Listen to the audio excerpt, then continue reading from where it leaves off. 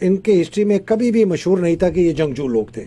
یہ سیڈنٹری لوگ تھے, فارمرز تھے, ایوالوڈ بڑی سوسائٹی تھی, انڈس ویلی آپ نے دیکھا, ٹیکسلا, یہ وہ, لیکن جنگجو نہیں تھے. تو ہم نے یہ دیکھا کہ باہر سے لوگ انویڈر آتے رہے اور یہاں لوگ ان کو ایکسیپٹ کرتے رہے. الیگزینڈر سے شروع کریں 1947 تک. الیگزینڈر کے بعد میں 710 پہ آ جاتا ہوں. محمد بن قاسم آئے, غزنویز آئے, غوریز آئے, ترکک جو سلیو ڈائنیسٹی ہے قطب الدین ایبک والی وہ آئے, خلجی آئے, تغلق آئے, لودھی آئے, پھر مغل آئے, بہت بڑی ان کے امپائر. پھر سکھ اپنے لوکل وہی بیچ میں سے اٹھے اور وہ 3 ملین سکھ نے 77 ملین مسلمانوں کے اوپر حکمرانی کی, رنجیت سنگھ, پھر دورانی, نادر شاہ دورانی, پھر احمد شاہ ابدالی اور پھر انگریز. اور یہ آپ دیکھ لیں یہ ہمیں لے گیا کہاں سے لے کر ہمیں جی 710 سے میں آپ کو 1947 تک لے آیا. ابھی 1757, 1799 اور 1857 3 بہت ہمارے لیے امپورٹنٹ سال ہیں. 1757 میں پہلی بڑی شکست ہوئی پلاسی میں سراج الدولہ کی, جہاں سے مشہور میر جعفر کا نام آیا. ان کے کمانڈر ان چیف تھے, انہوں نے انگریزوں کے ساتھ مل کے. 1799 میں ٹیپو سلطان کی سیج آف سرنگا پٹم جس کو کہا جاتا ہے 5 اپریل سے 4 مئی تک ہوئی اور ان کو شہید کیا جاتا ہے اور وہاں قبضہ کر لیا. اور 1857 میں غدر جو ہے. اب اگر آپ ایک یہ دیکھیں کہ یہ ساری جنگیں جو ہے نا یہ ہو رہی ہیں عارفہ ایسٹ میں, یہ بنگال میں ہو رہی ہیں یا ساؤتھ میں. انڈس یہاں جو بیسن ہے نا پنجاب کا علاقہ, امن سے لسی پی کے یہ لوگ ماشاءاللہ سوئے ہوئے ہیں. لیکن جو سب سے حیران کن بات ہے وہ میں آپ کو بتاؤں, شاید پہلے بھی ذکر کیا ہوا, 1857 کی جو بغاوت ہے یا جنگ آزادی پہلی ہم کہتے ہیں, اس کے اندر جو بغاوت کی انڈین ٹروپس نے اپنے انگریز افسروں کے خلاف, ان کے اندر بیشتر مسلمان اور ہندو تھے, بلکہ for every 7, 6 were Hindus, 1 was مسلم. تو بنگال کے مسلمان, بہار کے, اڑیسہ کے, تلنگانہ کے, ساؤتھ کے اور ہندو, کہ انہوں نے بغاوت نہیں کی. پنجابی مسلم یونٹس نے, پٹھان یونٹس نے, سکھوں نے اور یہ گورکھا جو تھے, انہوں نے بغاوت نہیں کی. یہ 4 جو ایتھنک گروپس ہیں انہوں نے بغاوت نہیں کی. اور جب 1857 کی واپس آرمی نے ٹیک اوور کیا دہلی کو, برٹش آرمی نے, 3/4 ان کی جو فوج تھی that comprised Punjabi Musalmans, Pathans and Sikhs. اور 2 ہفتے ریپ آف ڈیلی کہتے ہیں اس کو, جس کے اندر ہزاروں جو خواتین اور بربریت جو ہوئی. اس کے بعد انگریزوں نے کہا کہ جی یہ تو بین کر دو, اور انگریز کراؤن نے ٹیک اوور کر لیا. انہوں نے بین کر دی ساری آرمیز کو, ڈیزالو کر دیا. 3 تھیں, مدراس, بامبے اور بنگال. اور انہوں نے نئی بھرتیاں شروع کی. اب انہوں نے کہا جی یہ بنگالی کو نہیں لینا, بہاری کو نہیں لینا, یہ ہائی کاسٹ برہمن کو نہیں لینا, ہم نے لینے ہیں جن کو انہوں نے کلاسیفائی کیا, ہم نے لینا ہے جی مارشل ریسز. اب مارشل ریسز کی نا انہوں نے کیٹیگرائز میں 5 انہوں نے بنائی. انہوں نے کہا جی پنجابی مسلمان, پٹھان, پنجابی ہندو لو کاسٹ, ہائی کاسٹ نہیں, پنجابی سکھ اور گورکھے, یہ 5 کیٹیگریز انہوں نے کہا جی یہ مارشل ریسز ہیں.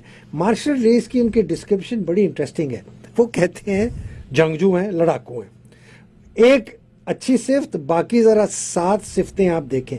7 صفتیں ہیں, انٹلیکچولی انفیریئر ہیں, ذہن کمزور ہے, ان پڑھ ہیں یا پارٹلی ایجوکیٹڈ ہے, بالکل ان پڑھ ہیں یا تھوڑی سی ان کی ایجوکیشن ہے, اگریرین ہے, دیہاتی ہیں, لیکنگ انیشیٹو, خود فیصلہ کرنے کی صلاحیت نہیں رکھتے, lacking leadership to command troops, troops کو قیادت نہیں کر سکتے, ایزیئر ٹو کنٹرول, آسانی سے قابو کر سکتے ہیں ان کو, اور یہ کبھی بھی بغاوت نہیں کریں گے اور ہمارے وفادار رہیں گے. یہ تھی ان کی ڈیفینیشن مارشل ریس کی. ادھر سے انہوں نے بھرتیاں کی.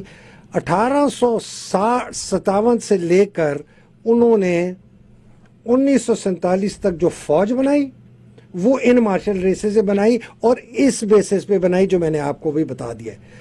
میری اپنی یونٹ 15 پنجاب, جس کو ہم بڑے فخر سے 33 پنجابی محمدنز کہتے ہیں, اسی کرائٹیریا کے تحت اس کو ریز کیا گیا تھا. میں آپ کو بتاؤں عارفہ, ایک بہت شرمناک, میں نے خود ایک یونٹ میں, میں اس کا نام نہیں لیتا, اب انہوں نے وہ ہٹا دیا ہے. وہ بڑے پراؤڈلی اپنے میس میں اپنے بیٹل آنرز میں دا بیٹل آف سرنگا پٹن اپنا بیٹل آنر دکھاتے تھے کہ یہ ہم نے سرنگا پٹن پر ٹیپو سلطان کے خلاف یہ ہماری یونٹ لڑی تھی, ہم نے فتح کیا. یہ ہے لیگسی اور یہ ہے مائنڈ سیٹ, یہ آپ کو سمجھنا پڑے گا. 1947 میں جب پارٹیشن ہوا کوئی چینج نہیں آیا اس مائنڈ سیٹ میں, اور یہ صرف فوج کے اندر نہیں تھا.